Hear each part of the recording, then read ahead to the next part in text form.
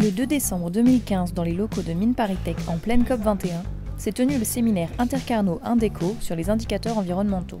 C'était dans ce cadre Sciences de la Terre et de l'Environnement que nous avons organisé aujourd'hui, avec nos partenaires d'IRSTEA, une journée sur les programmes qui ont été financés depuis quelques années dans le domaine de l'environnement et plus précisément ce qu'on appelle les indicateurs environnementaux. Les préoccupations rejoignent tout à fait celles de la COP21 d'une façon générale. C'est des préoccupations qui courent sur plusieurs années. Au programme, pas moins de 10 projets amorcés entre 2013 et 2014. Ils portent sur les indicateurs de structure forestière, de biodiversité ou encore des processus d'érosion. Le projet dans lequel je travaille s'inscrit dans la thématique de l'érosion des sols agricoles dans le Nord-Pas-de-Calais pour répondre à la question quelle est l'efficacité des moyens mis en place pour la lutte contre l'érosion. On va essayer de combiner différents outils entre la géochimie et la géophysique pour pouvoir développer des indicateurs.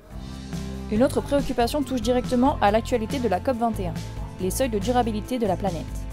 On avait un projet qui portait sur le thème d'une réflexion sur des indicateurs au niveau local qui nous alertent sur le fait qu'au niveau de la planète, on atteint des seuils d'irréversibilité sur certains thèmes environnementaux, comme la question du changement climatique, de l'utilisation des sols ou la question du phosphore, par exemple. La question qu'on s'est posée dans ce projet, c'était est-ce que c'est cohérent scientifiquement de définir un budget carbone par personne et par an? Ce type de réflexion nécessitait une prise en charge à la fois du scientifique mais aussi du politique, que le scientifique ne pouvait pas travailler seul sur la question de l'évaluation environnementale et qu'il faut à un moment donné faire communiquer scientifique et politique ensemble.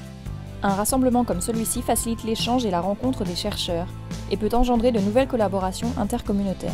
Le séminaire Indeco est très important de pouvoir à la fois communiquer nos résultats, d'une manière à rendre un peu compte de ce qu'on fait avec le budget qu'on a eux, mais aussi de pouvoir prendre contact avec les autres partenaires qui font partie du même programme. C'était intéressant de rassembler toutes les équipes qui ont été financées.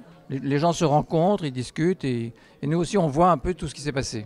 J'étais venue il y a 2 ans à un séminaire de ce même type et j'avais trouvé très stimulant intellectuellement. Se rapprocher des gens de l'IRSTEA, moi j'ai trouvé ça très, très intéressant et ça m'a fait connaître d'autres travaux dans le domaine de la biologie où les gens pouvaient être confrontés aux mêmes problématiques que moi j'avais plus sur des problématiques industrielles. Et du coup voilà, ça m'a ouvert le champ en termes de littérature, en termes de réflexion aussi et je trouve ça vraiment très, très stimulant.